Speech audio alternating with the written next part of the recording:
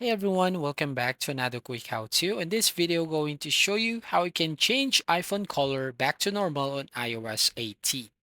So first up, you just need to open your settings on your iPhone and then select on accessibility. From here, tap on display and text size, then scroll down and find the option that says Smart Invert and Classic Invert. Now, Smart Invert reverses the colors of the display except for images, media, and some apps that use dark color styles.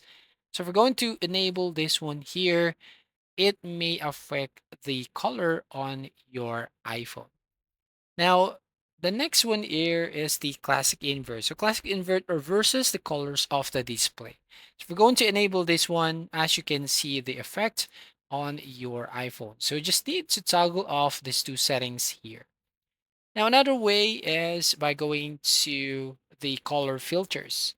So here, color filters can be used to differentiate colors by users who are colorblind and users who have difficulty reading text on the display. So if you find this option is enabled, so you just have to disable these color filters. Now, another way to actually fix the issues by going to main settings and then go to display and brightness.